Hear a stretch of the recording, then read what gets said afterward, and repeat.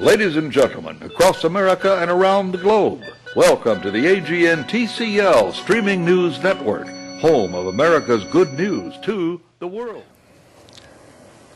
Good morning, good afternoon, good evening, good night, wherever in the world you happen to be. I'm Austin Miles. And I'm Angela Baxter, and here's today's news. Philanthropy on $10 a day. Not long after Reed Sandridge was laid off from his job at a nonprofit in Washington, D.C., he remembered something that his mother told him. When you're going through tough times, that's when you need to give back the most. So last December, on the 3rd anniversary of her death, Sandridge started giving away $10 a day to a different person each day. As he writes on his website, he acknowledges that $10 won't change anyone's life, even the most down-and-out person. But he believes that the act of giving will hopefully inspire others to pursue the ideals of altruism, whether because they received $10 from him or from reading the stories of the people he's met since he began his project. Now the 36-year-old businessman's day job is walking around Washington trying to convince people to take $10 from him. As of today, day 126 of the year of the Giving Project, he has given away $1,260 and met 126 people he would have never met otherwise.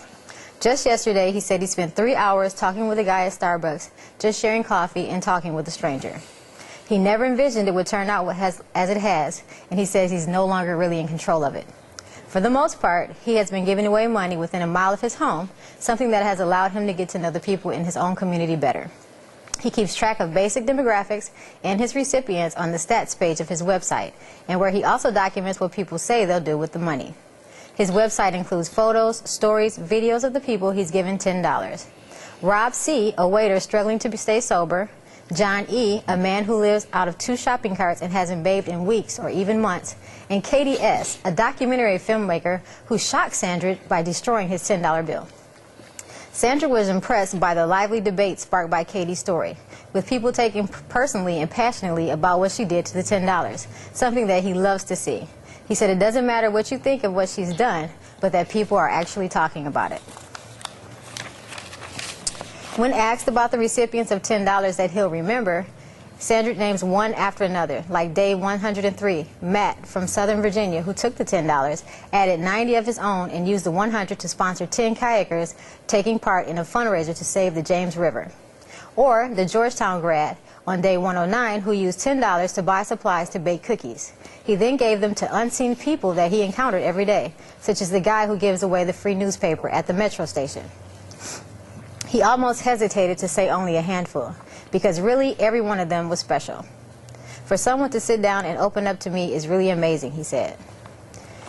The amazing thing about this the most is that he says his mother would have been his greatest fan. She would absolutely love it, and she said not because it's her son, but because it embodies the sort of person she was, not expecting anything in return, just doing what she thought was right in her heart. Sandridge is continuing to look for a job, and the prospect makes him a little nervous considering it takes him to meet a stranger, give him her $10, and then to work on his website uploading and editing videos, photos, and stories. He said it's more valuable to sit and listen to someone, and the fact that I'm out of work right now, it has inspired so many people. What a wonderful story of reaching out to others. Well, you know, Angelia, in less than 2 weeks, our nation is going to be celebrating the National Day of Prayer. Now, if you've ever been in Capitol Hill on this special day, you're aware of the tremendous celebration of prayer that takes place each year in the halls of Congress itself and around the nation. Well, several months ago, as bound to happen, the Freedom From Religion Foundation, along with Michael Newdow, filed suit in federal court claiming that the 1988 law designated the first Thursday in May as the National Day of Prayer was unconstitutional. So in this case, U.S. District Judge Barbara B. Crabb. Barbara B. Crabb, that's kind of a new thing of BBC, isn't it? A federal judge in Wisconsin issued a decision in April 15, 2010, that agreed with the Freedom From Religious Foundation's basic premise. Their decision declared that the declaration of a particular day as a national day of prayer by the President of the United States is a violation of the Establishment Clause of the First Amendment and therefore unconstitutional. Well, what else can we expect by a judge whose name is Crabb? Well, anyway, members of Congress are going to be challenging the judge's decision on this thing, so we'll be hearing more about it. Well, that's good. I'm glad they're challenging it. Yes. In another story about philanthropy, Good. sort of, not really, but sort of, Ozzy Osbourne gave a beggar his jewelry. So Ozzy Osbourne, whose estimated wealth is $110 million with his wife and TV star Sharon, handed a beggar a crucifix and told him to pray for a better future when he met him on the streets of Los Angeles.